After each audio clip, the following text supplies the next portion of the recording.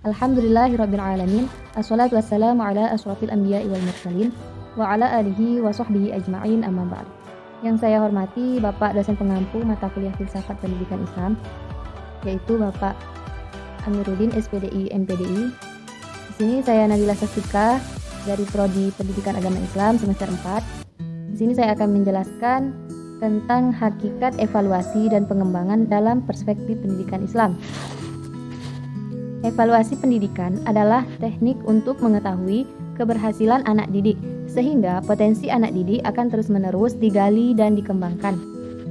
Adapun cara substansial manfaat evaluasi untuk lingkungan pendidikan, yaitu segala sesuatu yang terdapat di sekitar lingkungan pendidikan yang mendukung terrealisasinya pendidikan. Secara harfiah, evaluasi berasal dari bahasa Inggris, yaitu evaluation, yang berarti penilaian, penaksiran, atau evaluasi, atau berasal dari kata to evaluati yang berarti menilai. Dalam Al-Quran maupun hadis, kata evaluasi tidak dapat ditemukan padanan yang pasti. Namun, terdapat tema-tema tertentu yang mengarah pada makna evaluasi. Di antaranya adalah al-hisab, yang memiliki makna mengira, menafsirkan, dan menghitung. Al-bala yang bermakna cobaan atau ujian. Al-hukum yang berarti putusan atau vonis. Kemudian al-qadha yang bermakna putusan, dan an-nazar yang berarti melihat musibah atau ujian, dan fitnah yang berarti cobaan, ujian, atau bencana. Kemudian tujuan evaluasi yaitu untuk mengetahui kadar pemahaman peserta didik, mengetahui siapa di antara peserta didik yang cerdas dan yang lemah, mengumpulkan informasi yang dapat dipergunakan sebagai dasar untuk mengadakan pengecekan yang sistematis terhadap hasil pendidikan yang telah dicapai. Mengevaluasi pendidik, materi pendidikan, proses penyampaian materi pelajaran, mengetahui kesulitan belajar peserta didik, dan untuk memberikan arah dan lingkup pengembangan evaluasi selanjutnya. Kemudian, prinsip-prinsip evaluasi. Yang pertama yaitu valid, berorientasi kepada kompetensi, berkelanjutan atau berkesinambungan, menyeluruh atau komprehensif, adil dan objektif, bermakna, terbuka, praktis, dan dicatat serta akurat. Jenisnya itu ada 4. Yang pertama evaluasi formatif, sumatif, plasimin atau penempatan, dan diagnosis. Sasarannya meliputi mengevaluasi peserta didik, pendidik, materi pendidikan, proses penyampaian materi pelajaran, dan berbagai aspek lainnya yang berkaitan dengan materi pendidikan. Untuk itulah, secara umum dan fungsi evaluasi pendidikan diarahkan pada 2 dimensi, yakni sejauh mana pencapaian yang telah diperoleh oleh pendidikan Islam dan kaitannya dengan pembentukan al-insan al-kamil atau insan kamil. Kemudian yang selanjutnya, pada hakikatnya pengembangan adalah upaya pendidikan baik formal maupun non-formal yang dilaksanakan secara sadar, berencana, terarah, teratur, dan bertanggung jawab dalam rangka memperkenalkan, menumbuhkan, membimbing, mengembangkan suatu dasar kepribadian yang seimbang, utuh, selaras, pengetahuan, keterampilan sesuai dengan bakat, keinginan serta kemampuan-kemampuan sebagai bekal atas prakarsa sendiri untuk menambah, meningkatkan, mengembangkan diri ke arah tercapainya martabat, mutu dan kemampuan manusiawi yang optimal secara pribadi, mandiri.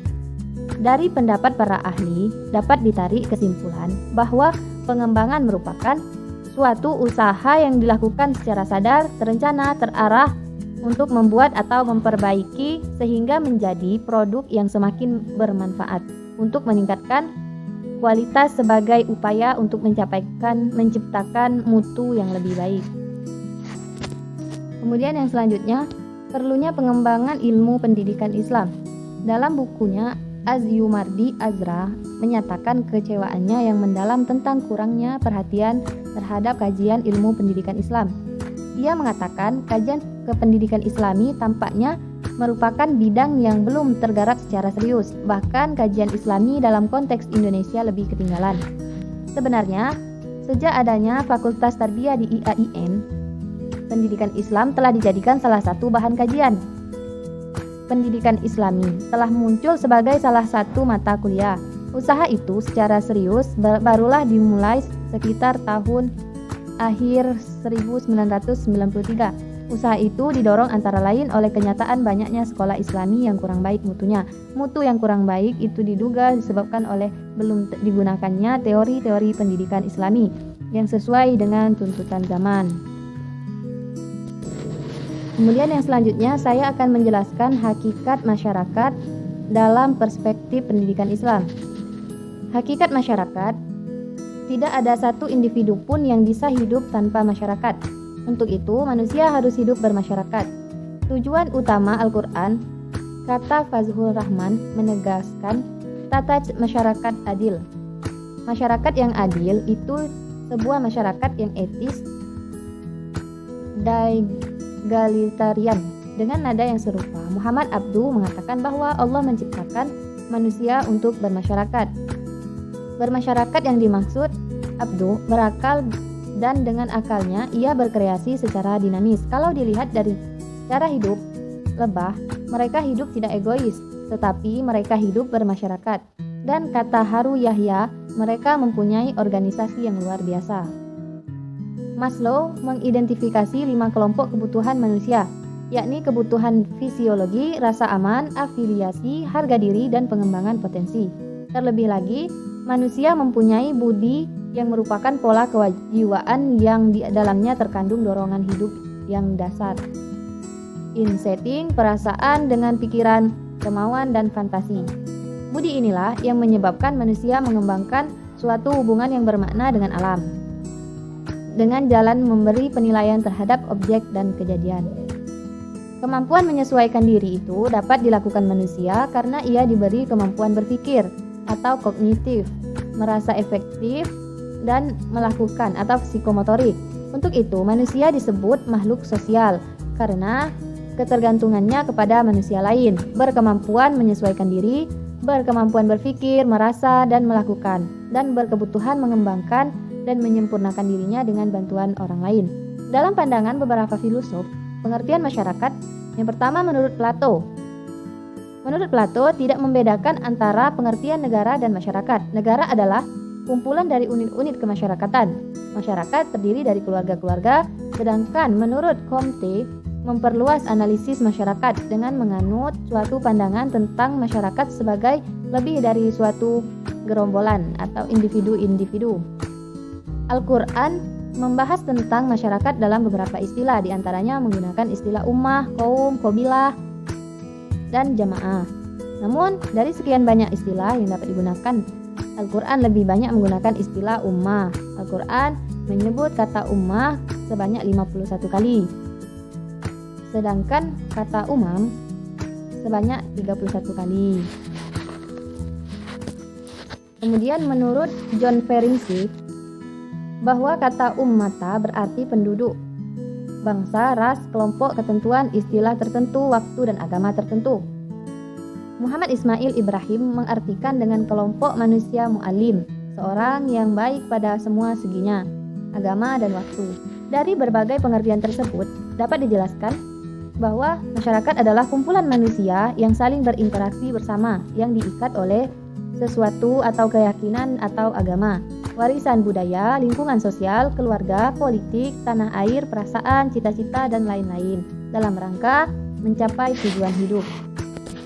Kemudian yang selanjutnya, tugas atau fungsi masyarakat dalam pendidikan Islam. Yang pertama, yaitu peran serta dengan menggunakan jasa pelayanan yang tersedia. Yang kedua, peran serta dengan memberikan kontribusi dana, bahan, dan tenaga. Yang ketiga, peran serta secara pasif.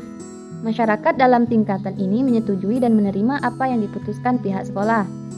Kemudian, peran serta melalui adanya konsultasi. Misalnya, pada tingkatan ini orang tua datang ke sekolah untuk berkonsultasi tentang masalah pembelajaran yang dialami anaknya. Kemudian, peran serta dalam pelayanan.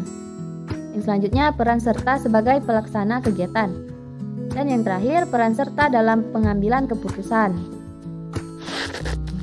Dan yang terakhir yaitu pengaruh masyarakat terhadap pendidikan. Yang pertama terhadap orientasi dan tujuan pendidikan. Bahwa suatu masyarakat dengan segala dinamikanya senantiasa membawa pengaruh terhadap orientasi dan tujuan pendidikan pada lembaga persekolahan, termasuk juga persekolahan Islam. Yang kedua, terhadap proses pendidikan di sekolah.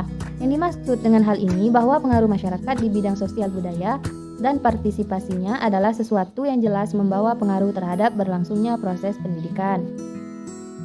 Hanya itulah yang dapat saya sampaikan, kurang dan lebihnya saya mohon maaf. Saya akhiri, wallahul muwaffiq ila aqwamit thoriq. Wassalamualaikum warahmatullahi wabarakatuh.